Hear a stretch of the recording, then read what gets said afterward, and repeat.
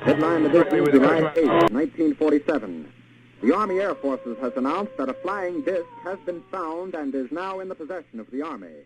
Army officers say the missile found...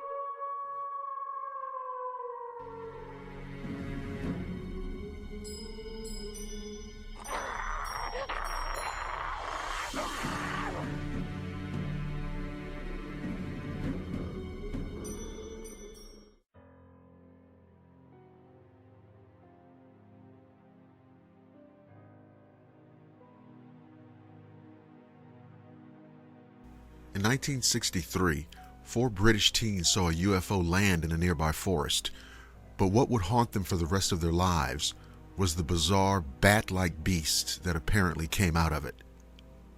On the chilly autumn evening of November 16, 1963, 17-year-old John Flaxton, 18-year-old Mervyn Hutchinson, and 2 other friends were walking home from a party on Sandling Road in the county of Kent, a region apparently rife with cryptozoological and paranormal activity, when they saw a silent, glowing orb-like object descend from the heavens. The unusual self-illuminated ovoid object, which was described as being just a few meters in diameter, hovered above a field. It eventually made its way behind the trees and settled into the shadow-infested foliage of the woods at Sandling Park. While the teenagers were still reeling from their astonishing sighting, something even more inconceivable would soon grab their attention.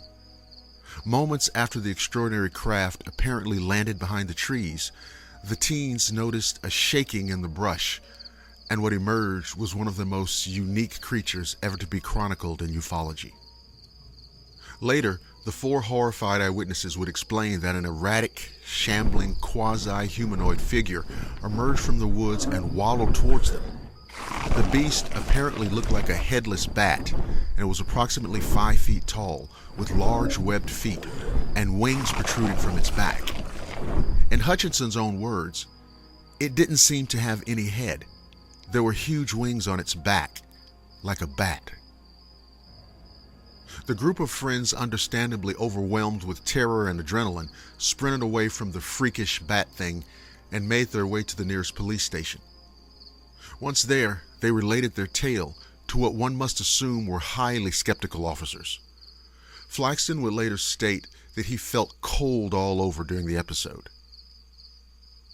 Less than a week later, on the 21st of November, a young man named Keith Croucher seemed to confirm the teens' claim of an unusual object soaring over Kent, when he announced that he too had seen an oddly shaped craft hovering over the local soccer field, not far from where Flaxton and his crew had claimed to have had their curious encounter with a UFO and its bizarre occupant.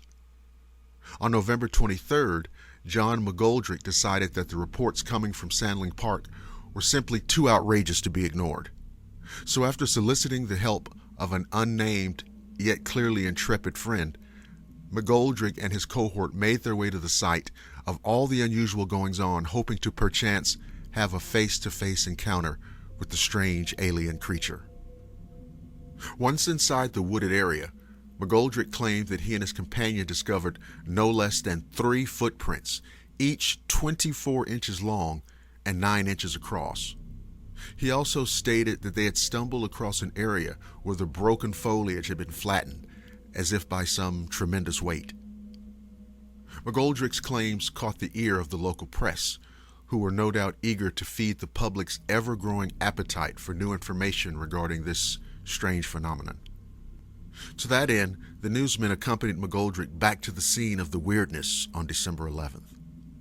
While the reporters did not manage to turn up any new evidence, it was stated that the thickets were still bathed in an eerie glow, which continued for some days before subsiding. The case was reported in scads of newspapers, as well as a 1971 issue of Flying Saucer Review under the title The Saltwood Mystery, due to its proximity to the area.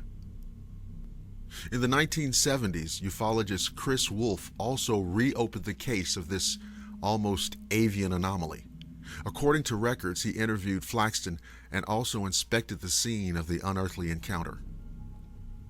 Following his investigation, Wolf came to the dubious conclusion that what Flaxton, Hutchinson, and their friends actually saw was an ordinary crow, somehow oddly illuminated by the flashing of an electric train passing not far away in the chilled autumn air.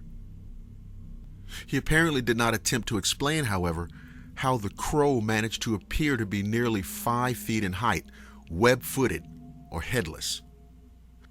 Other skeptics have more absurdly suggested that the witnesses saw nothing more than a scarecrow. Thus ends the apparent saga of the Bat Beast of Kent. But it has been pointed out by numerous investigators that, as unusual as this creature's description was, it bears an uncanny resemblance to its British crypto cousin and Cornwall's most famous monster, the Owl Man. The headless bat-like description also begs comparison to a bizarre yet eerily common breed of cryptid that includes West Virginia's Mothman, Germany's Freiburg Schrecker, China's Man-Dragon, and the former Soviet Union's Blackbird of Chernobyl, just to name a few. Most of the aforementioned creatures are considered by many Fortean researchers to be paranormal entities, essentially oracles of doom. But what makes the Kent case so intriguing is that it marks the first reported association between these bizarre beings and the UFO phenomenon. While admittedly, none of the eyewitnesses saw the thing actually exit the UFO, one would be hard-pressed to deny at least some tenuous connection between the unusual aircraft seen landing in the woods at Sandling Park and the monster that soon thereafter emerged from the thicket, and ever after into the lore of both ufology and cryptozoology. Thank you for listening to the Shadowland radio show. If you're listening on the Blackwater Media YouTube channel, don't forget to like, subscribe, and share. You can also listen at blackwatermedia.net and the Blackwater Media Facebook page. I'm Dr. William Lester, and I promise to see each and every one of you again on the flip side.